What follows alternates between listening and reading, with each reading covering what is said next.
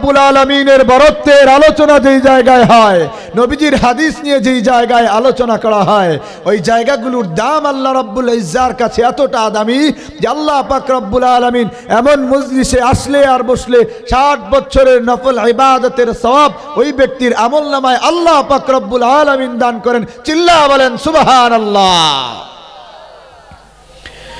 নবীজির হাদিসের মধ্যে আসছে, আল্লাহর হাবিব সাল্লাল্লাহু আলাইহি ওয়াসাল্লাম বলেন, ইন্না লিল্লাহি মালাইকাতান ইয়াতুফুনা ফিত তুরুকি ইয়ালতামিসুনা আহলায যিকরি।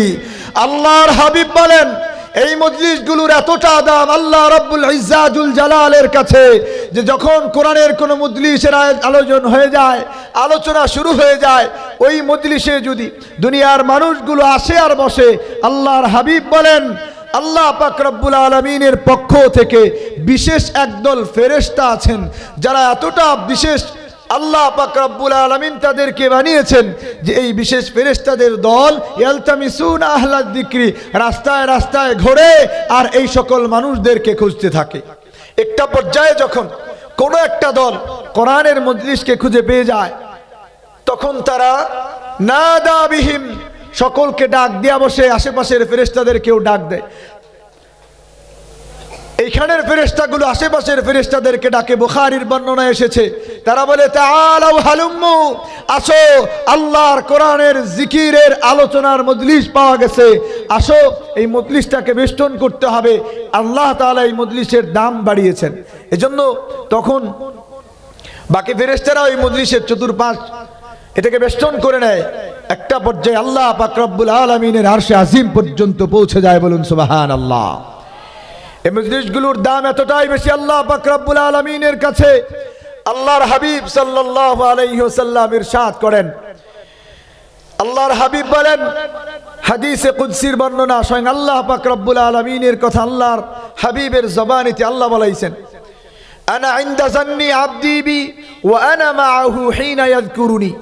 আল্লাহ পাক রব্বুল আলামিন বলেন, আল্লাহ পাক রব্বুল আলামিন হাদিসে কুদসির মধ্যে ইরশাদ করেন, আনা ইনদা জান্নি আবদি বি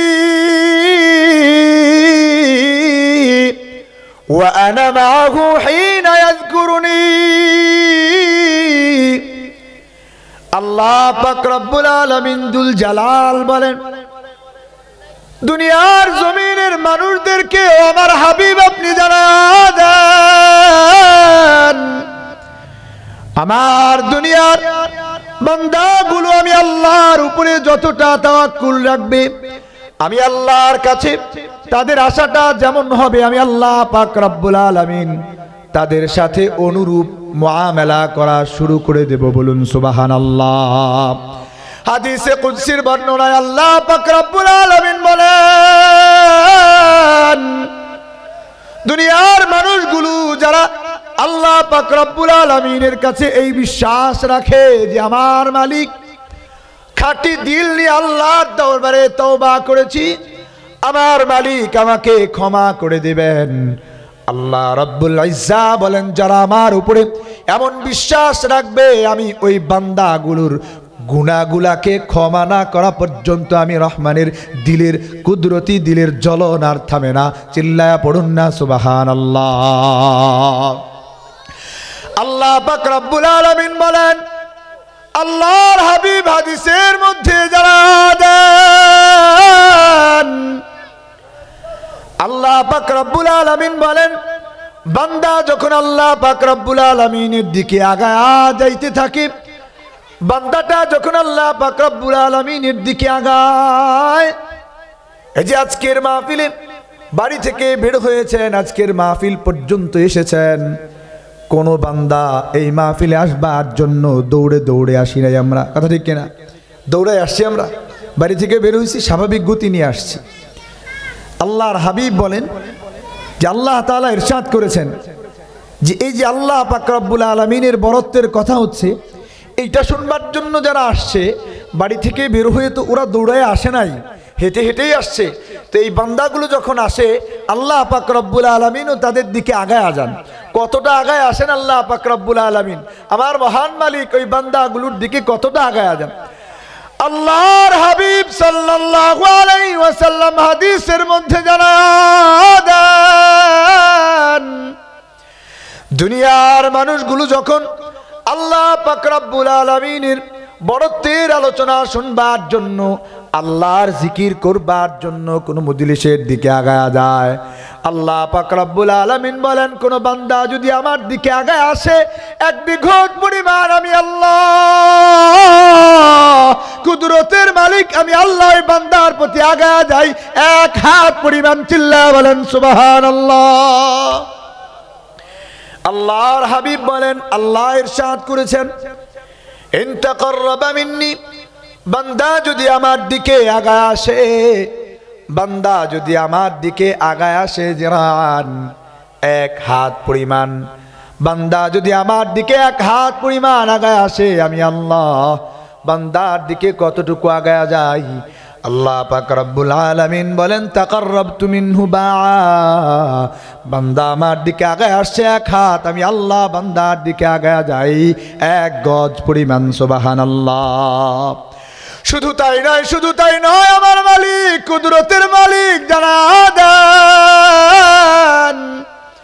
বান্দা যদি আমার দিকে আগায় আসে হেঁটে হেঁটে, বান্দা যদি আমার দিকে অগ্রসর হয় হাইটা হাইটা, আল্লাহ পাক রব্বুল আলামিন বান্দার দিকে কেমন তার রহমত তার দয়া মায়া নিয়ে আল্লাহ বান্দার দিকে কিভাবে আগায় আসেন। আল্লাহ পাক রব্বুল আলামিন বলেন, বান্দা যদি আতানি আমশি, আমার বান্দা যদি আমার দিকে আসে হাইটা হাইটা, আমার বান্দা যদি আমার দিকে হেঁটে হেঁটে আসে, আতাইতুহু হারওয়ালাতান, আমি বান্দার দিকে আগায় যাই আমার কুদরতি সত্তা নিয়ে আমি বান্দার দিকে আগায় যাই দৌড়ায়া দৌড়ায়া। আওয়াজ করে পড়ুন না একবার আল্লাহু আকবার। এই জন্য মোহতারাম হাজিরিন, দ্বীনি কোরআনের আলোচনার মজলিস কায়েম হয়ে গিয়েছে। এই মজলিসটা আল্লাহ পাক রব্বুল আলামিনের ফেরেশতাগণ আল্লাহর আরশে আজিম পর্যন্ত বেষ্টন করে নিয়েছেন। এই জন্য এই মজলিসের আল্লাহ পাক রব্বুল আলামিনের কাছে মহাদাম, এই মজলিসকে আল্লাহ বহু দামি বানিয়েছেন। এই জন্য যারা আল্লাহর নজরে, আল্লাহ পাক রব্বুল আলামিনের কুদরতি নজরে, আল্লাহ পাক রব্বুল আলামিনের কাছে হাজিরা দিয়া খাঁটি বান্দা হওয়ার আশা রাখে, ওই বান্দাগুলো যেন আল্লাহ পাক রব্বুল আলামিনের কোরআনের আলোচনার মজলিসে এসে যায়। কারণ আল্লাহ পাক রব্বুল আলামিন এই মজলিসের দাম বহু বাড়িয়ে দিয়েছেন। সম্মানিত হাজিরিন, আমার আল্লাহ পাক রব্বুল আলামিন দুনিয়ার জমিনে আল্লাহ পাক রব্বুল আলামিনের একবার প্রশংসা বাক্য উচ্চারণ করাকে আল্লাহ পাক রব্বুল আলামিন এতটা দামি বানিয়েছেন, এতটা দামি বানিয়েছেন। একবার যদি কোনো বান্দা আল্লাহ পাক রব্বুল আলামিনের পবিত্রতা বর্ণনা করে, আমার মহান মালিক রব্বুল আলামিন ওই বান্দাগুলার জন্য জান্নাতের মধ্যে ছায়াদার বিশাল এক বৃক্ষের নির্মাণ করে দেন। সুবহানাল্লাহ। এর জন্য জিকিরে ফিকিরের সাথে মজলিসগুলাতে আসতে থাকি। আমাদের আলোচক বৃন্দ সকলে এসে উপস্থিত হচ্ছেন, অনেকে উপস্থিত হয়ে গিয়েছেন। এজন্য আমার সামনে মাত্র অল্প কয়েকজন মানুষ, এলাকায় তো বহু মানুষ আমরা আসি। কোরআনের এই মজলিস এটা দামি মজলিস, এখানে আসবার সাথে সাথে যারা এই মজলিসের সঙ্গে জুড়বে আল্লাহ পাক রব্বুল আলামিন তাদেরকেও দামি বানিয়ে দেবেন। বলুন না সুবহানাল্লাহ। আজকের আলোচনা আল্লাহর হাবিবের বিশেষ এক দুরূদ দিয়ে শুরু করতে চাচ্ছি। মুসনাদে আহমদের বর্ণনা, মিশকাতুল মাসাবিহের মধ্যে বর্ণনা এসেছে, 936 নম্বর হাদিসের বর্ণনা। মিশকাতুল মাসাবিহের মধ্যে আল্লাহর হাবিবের বিশেষ এক দুরূদের কথা বর্ণনা করা হয়েছে। হযরতে রুয়াইফে আল আনসারী রাদিয়াল্লাহু তাআলা আন তিনি বর্ণনা করেছেন, আল্লাহর হাবিব বিশেষ এই দুরূদের কথা বলেছেন। وعن رافع الأنصاري رضي الله تعالى عنه قال, আল্লাহর নবীর বিখ্যাত সাহাবী হযরত রুয়াইফি আল আনসারী রাদিয়াল্লাহু তাআলা আনহু তিনি বলেন, আল্লাহর হাবিব সাল্লাল্লাহু আলাইহি ওয়াসাল্লাম ইরশাদ করেছেন, আল্লাহর নবীর সাহাবী হযরত রাইফি আল-আনসারী রাদিয়াল্লাহু তাআলা আনহু বর্ণনা করেন, ক্বালা রাসূলুল্লাহ সাল্লাল্লাহু আলাইহি ওয়াসাল্লাম, আল্লাহর হাবিব সাল্লাল্লাহু আলাইহি ওয়াসাল্লাম ইরশাদ করেন, মান ক্বালা আল্লাহুম্মা সাল্লি আলা মুহাম্মাদিন ওয়া আনজিলহুল মাকাদাল মুকাররাবা মিনকা ইয়াউমাল কিয়ামা। আল্লাহর হাবিব বলেন, দুনিয়ার বান্দাগুলোর মধ্যে যারা আমি আল্লাহর হাবিবের উপরে বিশেষ দরুদ পড়ে পড়ে আমি আল্লাহর হাবিবের উপরে এই বিশেষ কালিমাগুলো পড়ে পড়ে আমি আল্লাহর হাবিবের উপরে দরুদ প্রেরণ করবে, আল্লাহর হাবিব বলেন, ওয়াজাবাত লাহু শাফাআতি ইয়াউমাল কিয়ামা, কিয়ামতের ময়দানে আমার আল্লাহ ওই বান্দাগুলার জন্য আমি আল্লাহর হাবিবের শাফাআতকে ওয়াজিব করে দিবেন। চিল্লায়া পড়ুন সুবহানাল্লাহ। আল্লাহর হাবিব সরদারে কুল কায়নাত হাবিব আমার হাদিসের মধ্যে জানায়া দেন, যেই বান্দাগুলো দুনিয়ার জমিনে আল্লাহ পাক রব্বুল আলামিনের হাবিবের উপরে এর কাছে যাইয়া আল্লাহর নবীর সাহাবী হযরতে সালাবা ডেকে ডেকে বলে, ও আবু বকর হাল্লি মিন তাওবা, ও আবু বকর আমি তো বড় গুনাহ করে ফেলেছি, আমার মনে হয় আল্লাহর কাছে কায়মুন বাক্যে তওবা করা ছাড়া আমার আর কোনো উপায় নাই, তুমি কি জানো কিভাবে তওবা করলে আমার মালিক আমাকে ক্ষমা করবেন? আমি তো বড় একটা গুনাহ করে ফেলেছি। আল্লাহর নবীর সাহাবী হযরতে আবু বকর বললেন, ও সালাবা কি গুনাহ তুমি করেছো? হযরতে আবু বকর জিজ্ঞাসা করলেন, ও সালাবা কি গুনাহ হয়েছে তোমার? এবার আল্লাহর নবীর সাহাবী হযরতে সালাবা বলেন, ইন্নী قد لامست يد امرأة أخي الغازي في سبيل الله, আমি আমার ভাই সাঈদ ইবনে আব্দুর রহমান আল্লাহর রাস্তায় জিহাদরত অবস্থায় তার স্ত্রীর হাতে স্পর্শ করেছি, এতটুকুন কাজ, আর আমি সামনে অগ্রসর হইনি। আল্লাহর দরবারে আমার তওবা করবার রাস্তা কি হবে হে আবু বকর? হাল্লি মিন তাওবা, আমার কোনো তওবার রাস্তা খোলা আছে কিনা? তোমার কি কোনো তওবার কথা জানা আছে? কিভাবে তওবা করলে আমার মালিক আমার তওবা কবুল করবেন? আল্লাহর নবীর সাহাবী হযরতে আবু বকর ডেকে ডেকে বলে, সালাবা উখরুজ মিন ইনদি, তুমি আমার কাছ থেকে বেরিয়ে যাও, তোমার ব্যাপারে আমি আল্লাহর কাছে কোনো সুপারিশ করতে পারছি না, তোমার কোনো তওবার রাস্তা খোলা আছে বলেও আমি আবু বকরের জানা নাই। গেলেন হযরতে ওমরের কাছে, হযরতে ওমরও তাড়িয়ে দিলেন। এবার সালাবা আল্লাহর নবীর দরবার ছাড়া আর কোনো দরবারকে তিনি আর ভাবতে পারলেন না। আল্লাহর নবীর সাহাবী হযরতে সালাবা এবার আল্লাহর নবীর দরবার পর্যন্ত আসলেন। আল্লাহর হাবিবের দরবারে এসে দাঁড়ানোর সঙ্গে সঙ্গে আল্লাহর হাবিব এবার সালাবাকে ডেকে ডেকে বলেন, নো সালাবা, তোমার এই বেরি পড়া অবস্থা আমাকে জাহান্নামীদের কথা মনে করিয়ে দেয়। পিছনে তোমার হাতে বেরি লাগানো, পায়েও তোমার বেরি লাগানো, তোমার এই অবস্থা আমাকে জাহান্নামীদের কথা মনে করিয়ে দেয়। ইয়া সালাবা, এ কি অবস্থা তোমার? তাবুকে যাওয়ার আগে তো তোমাকে এমন রেখে যাই নাই আমি। কি হয়েছে তোমার সালাবা? বলো বলো, আমি আল্লাহর হাবিবের কাছে খুলে খুলে বলো। সালাবা এবার আল্লাহর হাবিবকে ডেকে ডেকে বলেন, ইয়া নবী আল্লাহ,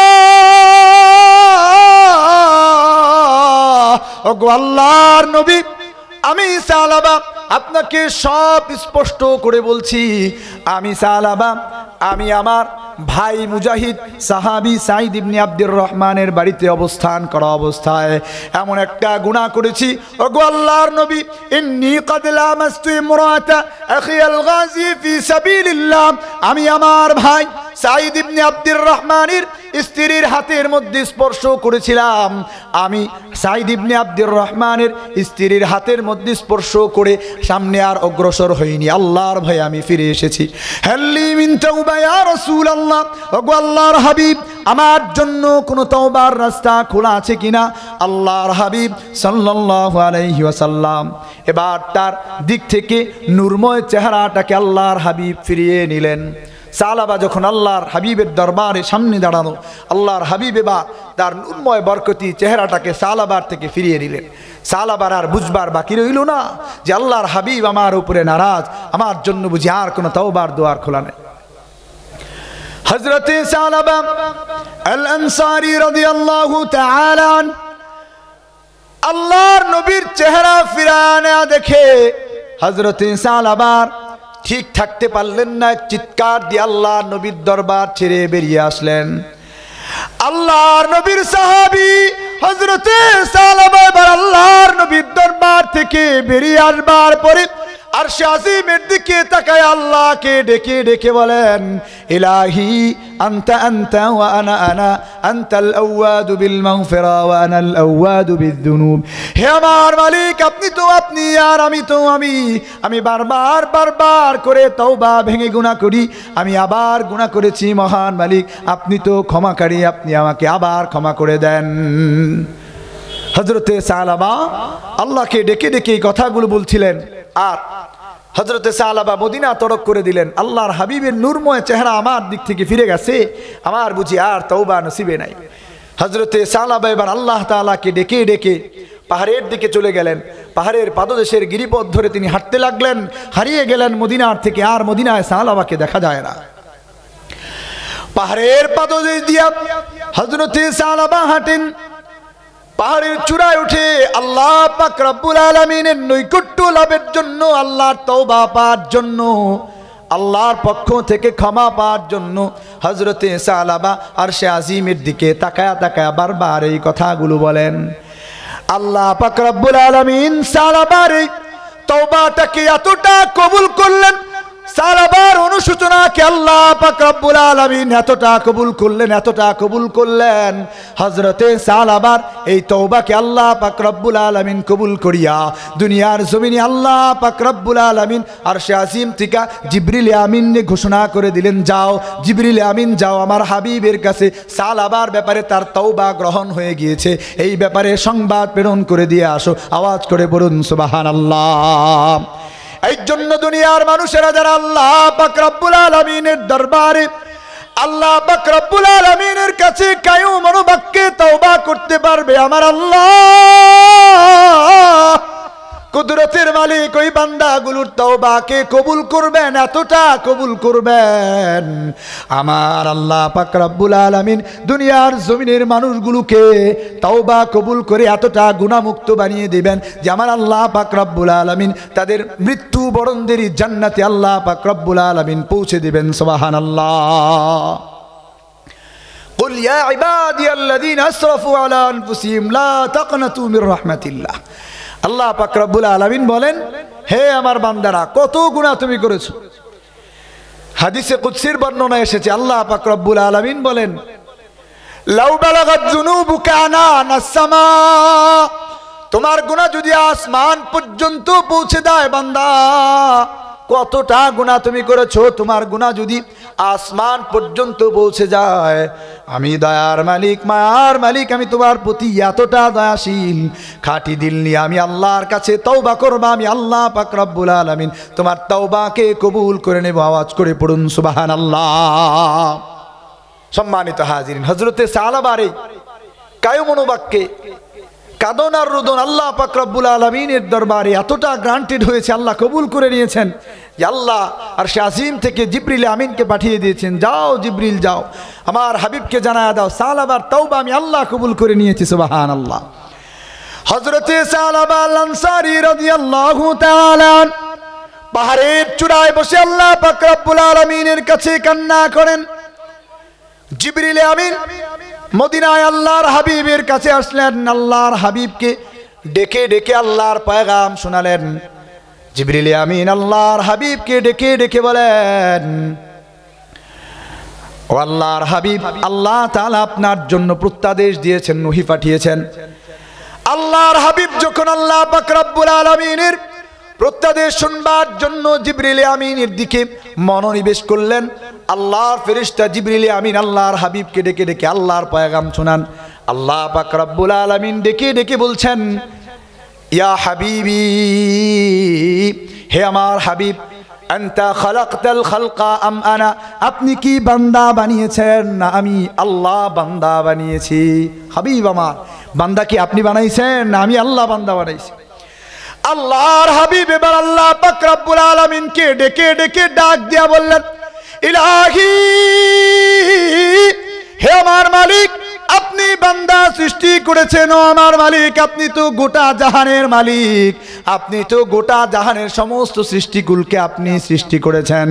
আল্লাহ পাক রব্বুল আলামিন এবার আল্লাহর হাবিবের কাছে ইরশাদ পাঠালেন, ও আমার হাবিব, সালাবাকে আপনি আপনার দুয়ার থেকে পাঠিয়ে দিয়েছেন, তুলে দিয়েছেন, চেহারা ফিরিয়ে নিয়েছেন, কিন্তু আমার সালাবা আমি আল্লাহর দরবারে এতটা কায়মনোবাক্যে তওবা করেছে, তার তওবাটা এতটা উদ্গ্রীব অবস্থায় ছিল, তার খাঁটি দিলি অবস্থায় ছিল যে আমি আল্লাহ পাক রব্বুল আলামিন আরশে আজিম থেকে সালাবার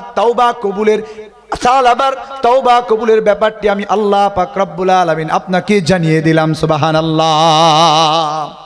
সালাবা আল আনসারীর ব্যাপারে আল্লাহ পাক রব্বুল আলামিন বলে দিলেন যে সালাবার তওবা কবুল হয়ে গেছে।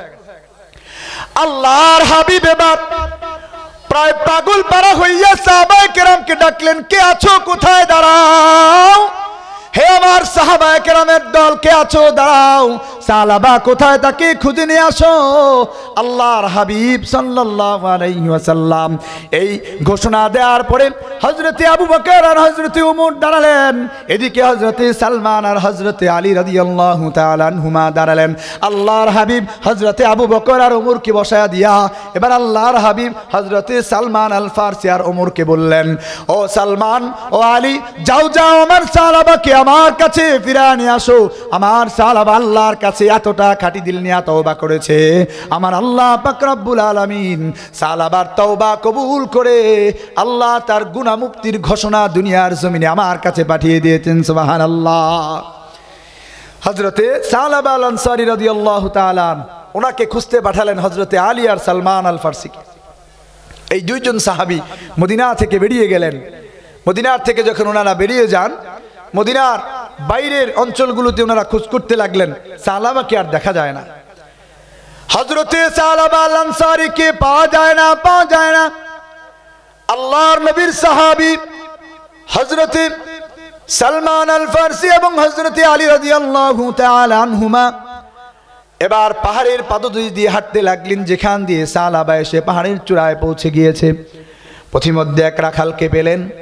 রাখালকে ডেকে ডেকে বললেন, হে ভাই, হাল রাইতা রাজুলাম মিন আসহাবি রাসূলিল্লাহি সাল্লাল্লাহু আলাইহি ওয়াসাল্লাম, তুমি কি আল্লাহর নবীর সাহাবাদের মধ্যে একজনকে দেখেছো যে মদিনা থেকে চলে এসেছে, সে বিভিন্ন দিকভ্রান্তের মতো বিভিন্ন জায়গায় ঘুরে বেড়াচ্ছে? লোকটা এবার বলে, তাকে তো দেখি নাই, কিন্তু তার আওয়াজ শোনা যায়। হয়তো তোমরা ইন্নাকুমা তাতলুবানি আল হারিবা মিন আযাবিল্লাহ, হয়তো তো তোমরা এমন একজনকে খুঁজছো যেই বান্দাটা আল্লাহর আযাব থেকে ফিরে আল্লাহ পাক রব্বুল আলামিনের কাছে তওবা করছে। ডেকে ডেকে রাতের বেলায় আল্লাহ পাক রব্বুল আলামিনের কাছে কায়মনোবাক্যে তওবা করে। ইন্নাকুমা তাতলুবানি রাজুলান আল হারিবা মিন আযাবিল্লাহ, তোমরা হয়তো এমন কাউকে খুঁজছো যে আল্লাহর আযাব থেকে লোকটা পলায়ন করে রাতের গভীরে আল্লাহকে ডাকে। রাত যত গভীর হয় তার কান্দন আল্লাহর দরবারে ততটাই বাড়তে থাকে, তার কান্নার আওয়াজও ততটাই বাড়তে থাকে। হযরতে সালাবা রাদিয়াল্লাহু তাআলা ওনার ব্যাপারে সংবাদ পাওয়ার পরে সন্ধান পেলেন হযরতে সালমান আর হযরতে আলী। এবার ওনারা সালাবা আল আনসারী রাদিয়াল্লাহু তাআলা আনহুকে খুঁজতে লাগলেন, পাহাড়ের পাদদেশ দিয়ে চূড়ায় পৌঁছাতে লাগলেন। সন্ধ্যার আগ মুহূর্তে হযরতে সালাবাকে খুঁজে পাওয়া গেল। এই দুইজন সাহাবী হযরতে সালাবাকে ডেকে ডেকে বললেন, হে সালাবা, কুম ইয়া সালাবা, দাঁড়াও সালাবা, তোমার জন্য আল্লাহ পাক রব্বুল আলামিনের পক্ষ থেকে তার হাবিবের কাছে ক্ষমার পয়গাম এসেছে। আওয়াজ করে পড়ুন না সুবহানাল্লাহ। তোমার জন্য ক্ষমার পয়গাম এসে গিয়েছে সালাবা, চলো আল্লাহর হাবিবের দরবারে। আল্লাহর হাবিব তোমার সাক্ষাতের জন্য উদ্গ্রীব হয়ে আছেন।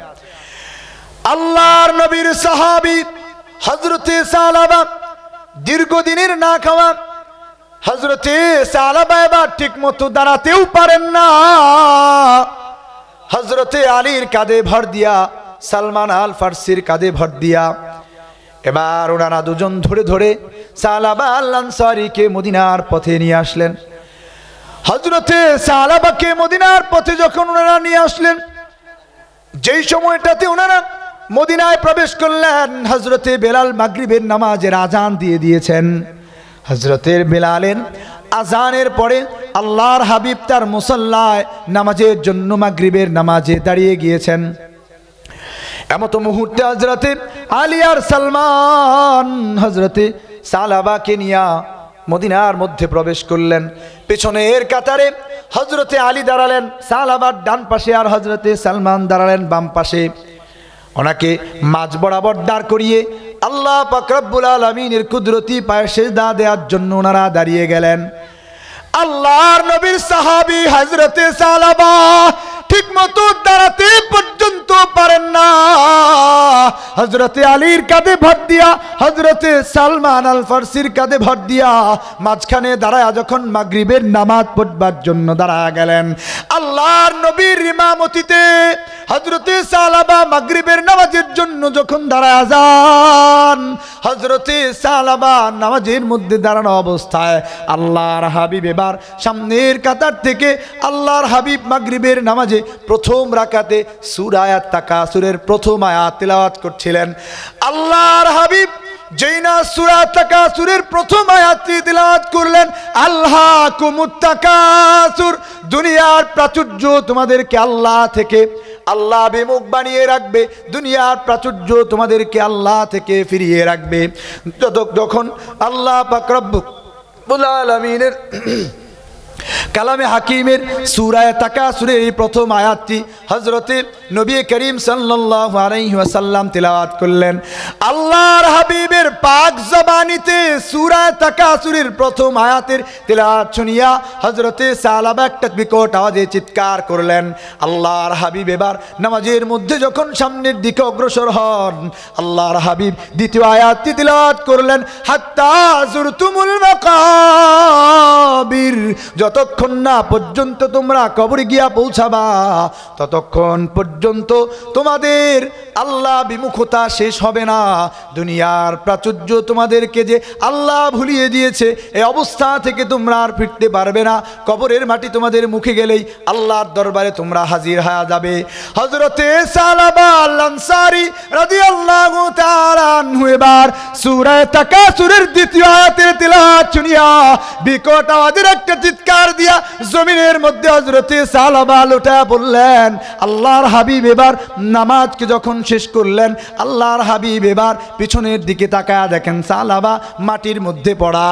আল্লাহর হাবিব এবার সালমান আল ফারসিকে ডেকে ডেকে বললেন, ও সালমান, ইনদাহ আলাইহিল মা, দেখো তো আমার সালাবা তার কি হলো, মাটিতে কেন পড়ে আছে সে, তাকে দেখো, তার মাথায় পানি ঢালো। হযরতে সালমান আল ফারসি ওনার মাথাটা যখন সালাবার বুক বরাবর আনিয়া যখন বুঝতে পারলেন সালাবার দুনিয়ার জমিনে নাই, আল্লাহর হাবিবকে ডেকে ডেকে হযরতে সালমান আল ফারসি বললেন, ওগো আল্লাহর হাবিব, আপনার সালাবার মাথায় আর পানি ঢালবার প্রয়োজন নাই।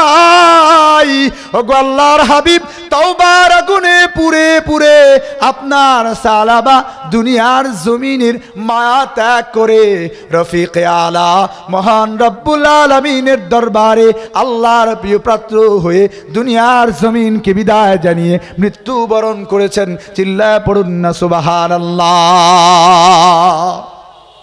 হযরতে সালাবা আল আনসারী দুনিয়ার জমিনকে ত্যাগ করলেন নামাজরত অবস্থায়। আল্লাহর ভয় নিয়ে দুনিয়ার থেকে যখন তিনি বিদায় নিচ্ছেন, আল্লাহর হাবিব সাল্লাল্লাহু আলাইহি ওয়াসাল্লাম নিজ জবানে সালাবাকে আল্লাহ যে তার তওবা কবুল করেছেন এই সংবাদটাও যখন দিতে পারলেন না, আল্লাহর হাবিব খুবই মর্মাহত হলেন। আল্লাহর হাবিব সাল্লাল্লাহু আলাইহি ওয়াসাল্লাম হযরতে আলীকে বললেন, ইয়া আলী, হে আলী, দ্রুত তার জানাজার ব্যবস্থা করো, তাকে গোসল করিয়ে দাও, কাফন পরিয়ে দাও। আমি আল্লাহর হাবিব আজকে আমার সালাবার জানাজার ইমামতি করব, বলুন সুবহানাল্লাহ।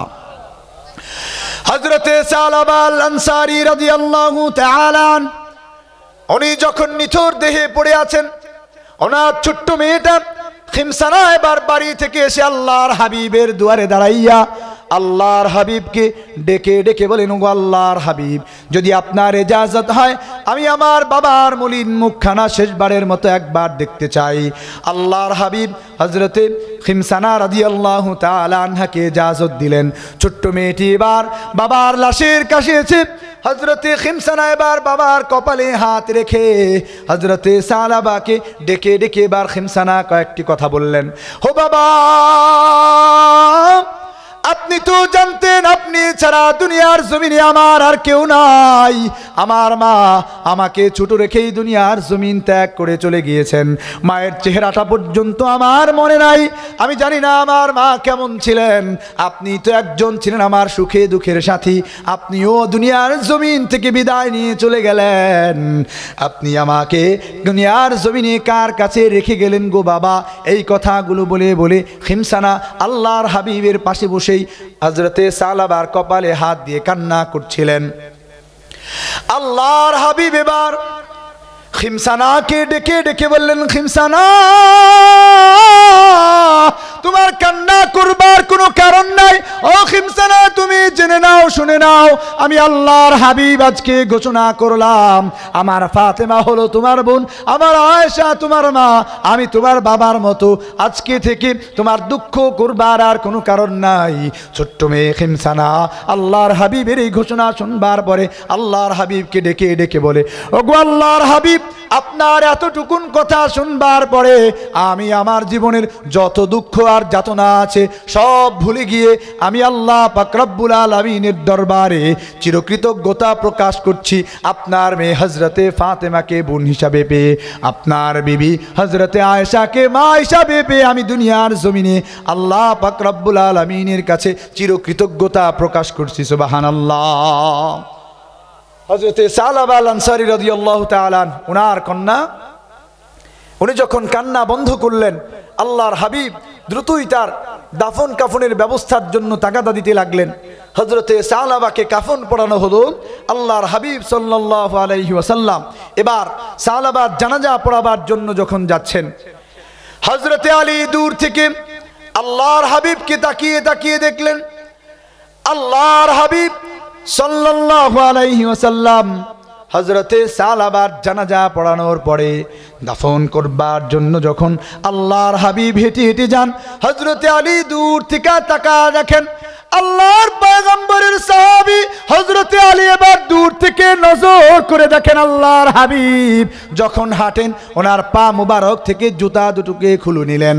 আল্লাহর হাবিব ওনার পা মুবারক দয় থেকে জুতা দুটোকে খুলে নেওয়ার পরে আল্লাহর হাবিব খালি পায়ে যখন হাঁটতে লাগলেন, আল্লাহর নবীর সাহাবী হযরতে আলী ব্যাপারটি বুঝতে পারলেন না। আল্লাহর নবীর সাহাবী ভিড়ের কারণে আল্লাহর হাবিবের কাছে যেতেও পারলেন না। রাতের বেলায় যখন দাফন কার্য শেষ করে আল্লাহর হাবিবের কাছে হযরতে আলী পৌঁছালেন। আল্লাহর হাবিবের কাছে পৌঁছানোর পরে হযরতে আলী আল্লাহর হাবিবকে ডেকে ডেকে ডাক দেয়া বললেন, ওগো আল্লাহর হাবিব, বুঝলাম না, আপনি তো অনেক জানাজা আপনি পড়িয়েছেন, আমরা অনেক জানাজা পড়েছি, অনেক দাফন কার্য আমরা করেছি, কিন্তু এর আগে কখনো আপনাকে আমরা দেখি নাই। আপনি জানাজা শেষে দাফন কার্য করবার জন্য যখন যাচ্ছেন তখন পায়ের জুতা মুবারক দিয়ে আপনি খুলে হাতে নিয়েছেন, এমনটা আমরা কখনো দেখি নাই। আজকে কেন সালাবাদ জানাজা যাওয়ার সময়ে আপনি আপনার জুতা মুবারক খুলে হাতে নিয়েছেন? গো আল্লাহর হাবিব, জানতে বড় মনে চায়। আল্লাহর হাবিব সাল্লাল্লাহু আলাইহি ওয়াসাল্লাম হযরতে আলীকে ডেকে ডেকে বলে, ও আলী শোনো, তুমি তো জানো না, তুমি তো জানো না আমার সালাবা আল্লাহর দরবারে এতটা কায়ে মনোবাক্যে তওবা করেছে। আমার সালাবা আল্লাহর দরবারে তার তওবাটা এতটা গ্রহণযোগ্য হয়েছে, আল্লাহ পাক রব্বুল আলামিন তার তওবাটাকে এমন ভাবে কবুল করেছেন। তুমি তো জানো না, তুমি তো জানো না, সালাবার তওবা কবুল করে আমার আল্লাহ পাক রব্বুল আলামিন আরশে আজিম থেকে আল্লাহ পাক রব্বুল আলামিন স্পেশাল ফেরেশতাদেরকে এবং আসমানের সকল দুয়ার খুলিয়া আল্লাহ পাক রব্বুল আলামিন সালাবার জানাজায় আল্লাহ রব্বুল ইজ্জাতুল জালাল ফেরেশতাদেরকে পাঠিয়ে দিয়েছেন। আওয়াজ করে পড়ুন না সুবহানাল্লাহ। আর জোরে একবার পড়ুন না সুবহানাল্লাহ। আল্লাহর নবী হযরতে আলীকে ডেকে ডেকে বললেন, ও আলী, তুমি তো জানো না কেন আজকে আমি আমার পায়ের জুতা দয় খুলে নিয়েছি? তুমি তো জানো না, তুমি তো জানো না, আমি যখন জানাজা শেষ করবার পরে দাফন কার্যের জন্য সামনের দিকে আগায়া যাই, আমি আমার পায়ের কদম রাখতে পারছিলাম না। মা কদারতু আন বাতিনা কদমাইয়া মিন কাসরাতিল মালাইকা, আমি আমার পা মোবারক জমিনের মধ্যে ফেলতে পারছিলাম না। কেন জানো? কেন জানো? আল্লাহ পাক রব্বুল আলামিন দুনিয়ার জমিনে আজকে এত ফেরেশতা আল্লাহ সালাবার তওবা কবুল করার বিনিময়ে দুনিয়ার জমিনে পাঠিয়েছেন, যে আমার সালাবার তওবার কারণে এতগুলো ফেরেশতা দুনিয়ার জমিনে আসবার কারণে আমি আল্লাহর হাবিব দুনিয়ার জমিনের মধ্যে পা ফালাবো এমন খালি জায়গা আজকে খুঁজে পাচ্ছিলাম না। আওয়াজ করে চিল্লা পড়ুন না আল্লাহু আকবার। এই জন্য ভাইরা আমার, যে আল্লাহর হাবিব সাল্লাল্লাহু আলাইহি ওয়াসাল্লাম সালাবা আল আনসারী রাদিয়াল্লাহু তাআলা আনহু, ওনার তওবা আল্লাহর দরবারে এতটা কবুল হয়েছে যে আল্লাহর হাবিব জমিনের মধ্যে পা ফালাবেন, জমিনে খালি জায়গা আর খুঁজে পাচ্ছিলেন না।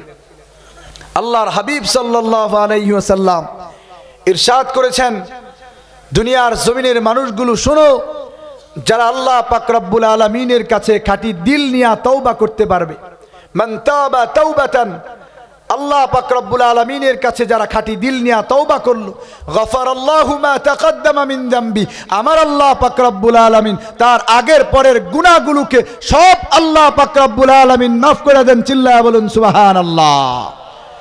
সম্মানিত হাজিরিন, আল্লাহ পাক রব্বুল আলামিন দুনিয়ার জমিনের মানুষগুলোকে কিয়ামতের ময়দানে আল্লাহর হাবিব সাল্লাল্লাহু আলাইহি ওয়াসাল্লামের সামনে শাফাআত নেয়ার জন্য যখন পাঠাবেন, যেই বান্দাগুলো আল্লাহর হাবিবের সামনে যাবে, তারা যদি এমন দিল না নিয়ে যাইতে পারে যে খাঁটি দিল নিয়ে আল্লাহর দরবারে তওবা করেছে আর দিনের ব্যাপারে কোনো বিকৃতি ঘটায় নাই, এই মানুষগুলো যদি আল্লাহর দিনের মধ্যে বিকৃতি ঘটায় নিয়ে আল্লাহর হাবিবের দরবারে যায়, আল্লাহর হাবিবের সাথ করেন, তাদের সামনে আমার মাঝে পর্দা পড়ে যাবে। আমি আল্লাহকে বলবো, আমার আল্লাহ, আজকে কেন আপনি পর্দা ফেলে দিলেন? আল্লাহ পাক রব্বুল আলামিন বলবেন, হাবিব আমার, আপনি তো জানেন না এই মানুষগুলো আপনি দুনিয়ার জমিন থেকে বিদায় নিয়ে আসবার পরে আপনার দিনের বিকৃতি ঘটাইছে। এই মানুষগুলো দিনকে বিকৃতি ঘটাইয়া দুনিয়ার জমিনে তারা দিনের বিকৃতি করি আপনি হাবিবের দিনকে তারা অপদস্থ করেছে, অপমানিত করেছে। এই জন্য আপনি হাবিবের শাফাত আজকে তাদের কপালে নাই। এজন্য আল্লাহর হাবিবের শাফাত পেতে গেলে দিনের উপরে আল্লাহর হাবিবের সুন্নাহ মেনেই আমল করতে হবে। আল্লাহর হাবিবের মহব্বত দিলের ভিতরে আনতে হবে। খেয়াল করে দেখেন তো, যে আল্লাহর হাবিব যে ইরশাদ করলেন, আল্লাহ পাক রব্বুল আলামিন সব নবীদেরকে বিশেষ একটা দোয়া আল্লাহ পাক রব্বুল আলামিন দাওয়াতে মুস্তাজাবা দিয়েছিলেন।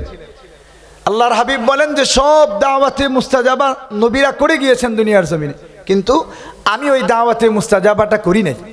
হাদিসের বর্ণনা এসেছে, আল্লাহর হাবিব বলেন, লিকুল্লি নাবিয়্যিন দাওয়াতান মুস্তাজাবা, সব নবীদেরই একটি করে দাওয়াতে মুস্তাজাবা ছিল, কিন্তু আমি আল্লাহর হাবিব আমার জন্য যে আল্লাহ পাক রব্বুল আলামিন দাওয়াতে মুস্তাজাবাটা দিয়েছেন, সকল নবীগণ সেই বিপদের মুহূর্তে দাওয়াতে মুস্তাজাবাটা দোয়াটা করেছেন, আল্লাহ সঙ্গে সঙ্গে কবুল করেছেন। ইন্নী ইখতাবাতু দাওয়াতি শাফাআতান লিউম্মতি ইয়াউমাল কিয়ামা, কিন্তু আমি আমার ওই দাওয়াতে মুস্তাজাবাটা আল্লাহর দরবারে দেই নাই, কিয়ামতের ময়দানের জন্য আমি রেখে দিয়েছি। কেননা কিয়ামতের ময়দানে আমার উম্মতগুলো যখন আটকে যাবে, তাদেরকে উদ্ধার করবার জন্য আমি আল্লাহ পাক রব্বুল আলামিনের কাছে আমার সেই দাওয়াতে মুস্তাজাবাটা মেলে ধরব। আমার আল্লাহ পাক রব্বুল আলামিন আমার সেই দাওয়াতে মুস্তাজাবাটা কবুল করে নিয়ে আল্লাহ তাআলা আমাদের আল্লাহ হাবিবের তওবা কবুল করে গোটা জমিনের মানবদেরকে আল্লাহ পাক রব্বুল আলামিন আল্লাহর হাবিবকে শাফাআত করবার ইজাজত দান করে দিবেন। সুবহানাল্লাহ। এবার আল্লাহর হাবিব যখন শাফাআতের ইজাজত পাইলেন, আল্লাহর হাবিবের সামনে এবার আল্লাহ পাক রব্বুল আলামিন সব বান্দাদের আমলনামা দিবেন।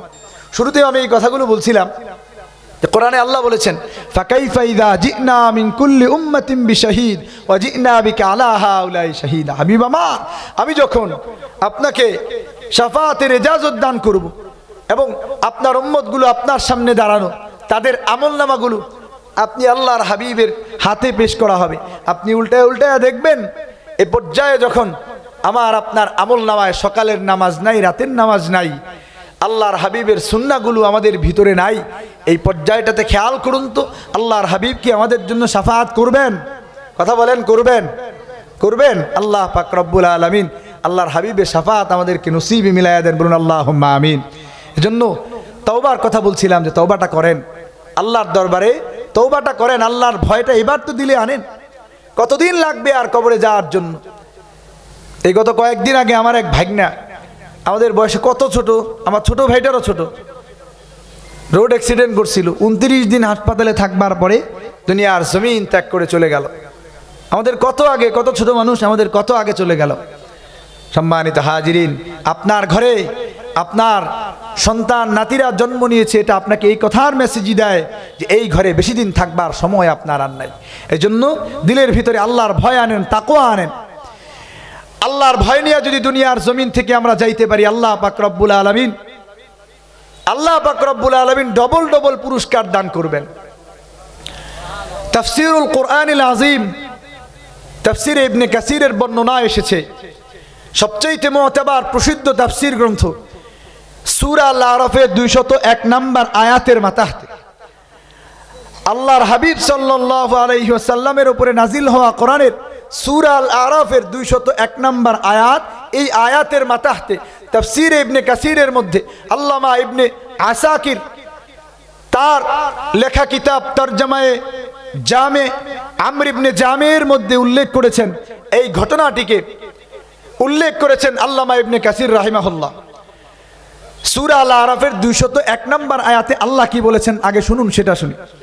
আল্লাহ পাক রব্বুল আলামিন সূরা আল আরাফের 201 নম্বর আয়াতে আল্লাহ বলেন, ইন্নাল্লাযীনা ইত্তাকাউ ইযা মাসসাহুম তাইফুম মিনাশ শাইতান তাযাক্কারু ফাইযা হুম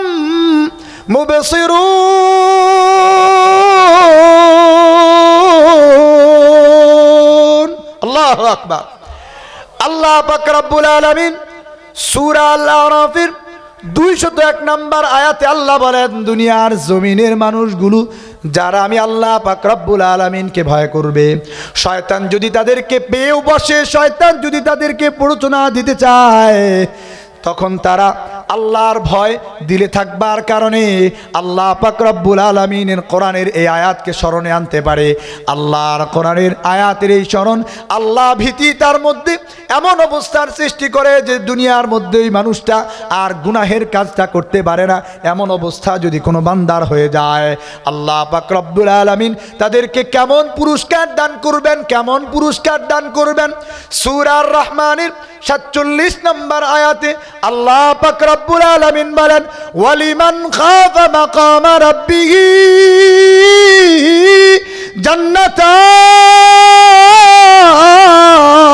জান্নাতান।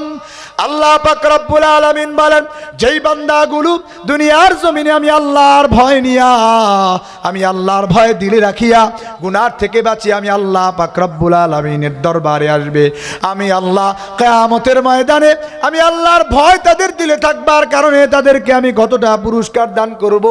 আল্লাহ পাক রব্বুল আলামিন কালামে হাকিমের মধ্যে ইরশাদ করেন, তাদের জন্য আমি আল্লাহ ডবল ডবল জান্নাতের পুরস্কারের ব্যবস্থা করে দিব। আওয়াজ করে পড়ুন না সুবহানাল্লাহ। আল্লাহর হাবিবের সাহাবী হযরত ওমর রাদিয়াল্লাহু তাআলা ওনার জামানারই এই ঘটনাটা এই আয়াতের মাথাতে, এই আয়াতের অধীনে ইবনে কাসির রাহিমাহুল্লাহ ঘটনাটা আনছেন। ঘটনাটি এমন যে আল্লাহর নবীর সাহাবী হযরত ওমর কিছু যুবকদেরকে আল্লাহর ঘর মসজিদের মধ্যে ইবাদতে মশগুল বানায় রাখতেন। ওই যুবকদের পরিচর্যা হযরত ওমর রাদিয়াল্লাহু তাআলা নিজেই করতেন। আল্লাহর নবীর সাহাবী হযরত ওমর রাদিয়াল্লাহু তাআলা এই যে যুবকদেরকে আল্লাহর ঘর মসজিদের মধ্যে লাগায় রাখতেন, তার মধ্যে একটা যুবক ছিল রাতের বেলায় বাবার খিদমত করার জন্য বের হয়ে যাইত। বর্ণনা এসেছে আন্না শাবান ইয়াতাআব্বাদু ফিল মসজিদ, যে একটা যুবক মসজিদের মধ্যে ইবাদত করে, রাতের বেলায় বাবার খিদমত করবার জন্য মাঝে মাঝে বের হয়ে যায়। হযরত ওমর রাদিয়াল্লাহু তাআলা উনি যখন দুনিয়ার মানুষদের মধ্যে কয়েকজন যুবককে বাছাই করে মসজিদের মধ্যে ইবাদতে মগ্ন বানায় রাখেন, এই মানুষদের মধ্যে হতে একটা যুবক এমন রাতের বেলায় বাবার খিদমত করার জন্য তিনি বেরিয়ে যান। এই যুবকটাকে পথে মধ্যে এক সুশ্রী মহিলার বাড়ি ছিল, সে বারবার করে তাকে প্ররোচনা দেয়। তাফসীরের কিতাবের মধ্যে আসছে ফাহাওয়াতু ইমরাতুন, মহিলাটি যখন এই যুবককে বারবার করে প্ররোচনা দেয়, যুবকটাও এবার আমার আল্লাহ পাক রব্বুল আলামিনের কথা ভুলিয়া, যুবক এবার আমার আল্লাহ পাক রব্বুল আলামিনের শরণ ভুলি যাইয়া এবার মহিলার প্ররোচনায় পরিচিত হইয়া যুবক যখন মহিলার ঘরের ভিতরে চলে যায়, আল্লাহর কোরআনের সূরা আল আরাফের 201 নম্বরের এই আয়াত, যে শয়তান তাদেরকে পেয়ে বসলে আল্লাহর ভয় তাদের দিলের ভিতরে জাগ্রত হয়, এই অবস্থাটাই যুবকের দিলের ভিতরেও জাগ্রত হলো। সূরা আল আরাফের 201 নম্বর আয়াত স্মরণে এসে গেল। যুবক এবার সামনে অগ্রসর হতে পারে না, যুবকটা বেহুশ হয়ে যায়। রাতের বেলায় যুবকটা যখন বেহুশ হয়ে গেছে, মহিলাটি এবার তার খাদিমকে দিয়া যুবককে তার বাবা পর্যন্ত পৌঁছিয়ে দেয়। যুবকটা রাতের বেলায় শেষ পড়ে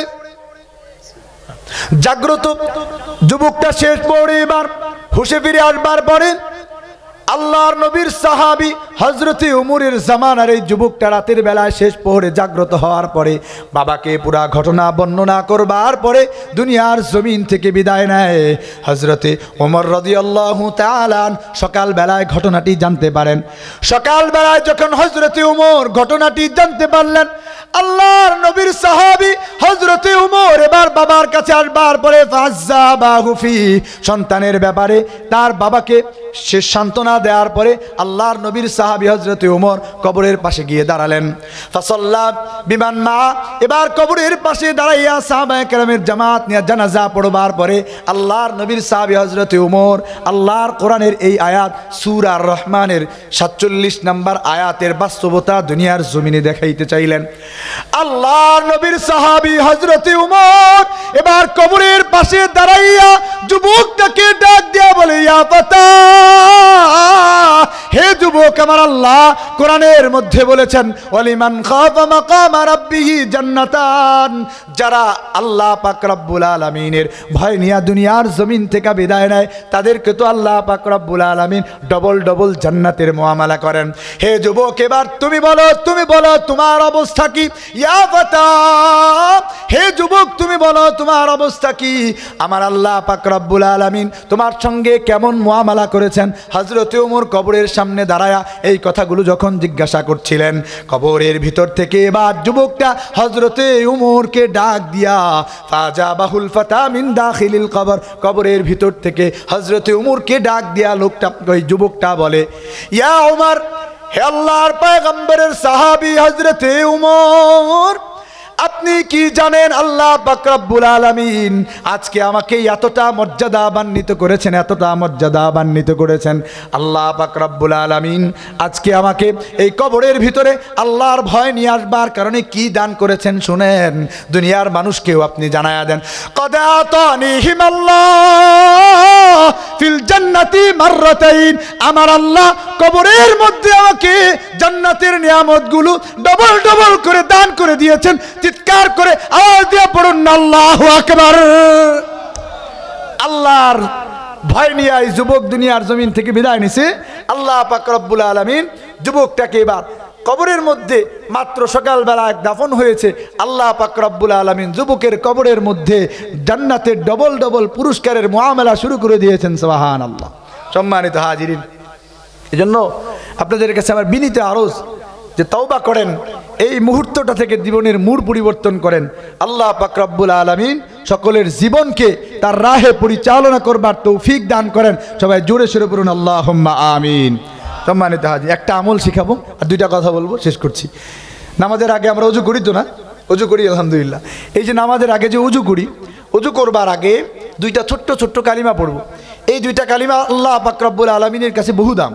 সুনানে নাসাইর বর্ণনা, আল্লাহর হাবিব সাল্লাল্লাহু আলাইহি সাল্লাম বলেন, নামাজের আগ মুহূর্তে যারা অজু করে, অজু করার আগে এই দুইটা কালিমা যারা পড়ে, কালিমা দুটি হচ্ছে বিসমিল্লাহি আলহামদুলিল্লাহ। পড়ুন না আমার সঙ্গে, বিসমিল্লাহি আলহামদুলিল্লাহ। এই দুইটা কালিমা যারা ওযুর আগে পড়বে, যতক্ষণ পর্যন্ত তাদের ওযু থাকবে ততক্ষণ পর্যন্ত তাদের জন্য বারাকাত আর রহমাতের ফেরেশতা তাদের জন্য আল্লাহর দরবারে দোয়া করতে থাকবে। আওয়াজ করে বলুন সুবহানাল্লাহ। পারবো তো এই আমলটা করতে ইনশাআল্লাহ। এই ছোট্ট একটা আমল আপনাদেরকে আজকে দিয়ে গেলাম। ওযুর আগে বিসমিল্লাহ আলহামদুলিল্লাহ এটা পড়বেন। আর আমি আপনাদের থেকে বিদায় নিচ্ছি। আমি আপনাদেরকে, অনেকে জানেন না, আমি আপনাদেরকে পরিচয়টা দিচ্ছি। আমার বাড়ি গোপালপুরে, আমি আপনাদের এলাকার জামাই।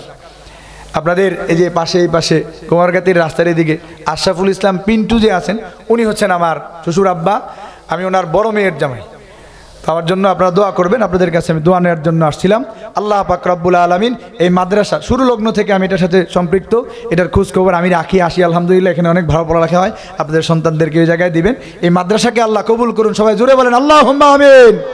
এখানের তালেবে ইলমদেরকে আপনাদের নাজাতের জরিয়া বানান, বলুন আল্লাহুম্মা আমিন। ওস্তাদ, আসাতিজা কেরাম, ছাত্ররা যারা আছেন সকলের নেক হায়াত কামনায় শেষ করছি। ওয়া আখিরু দাওয়ানা আলহামদুলিল্লাহি রাব্বিল আলামিন। আসসালামু আলাইকুম ওয়া রাহমাতুল্লাহি ওয়া বারাকাতুহু।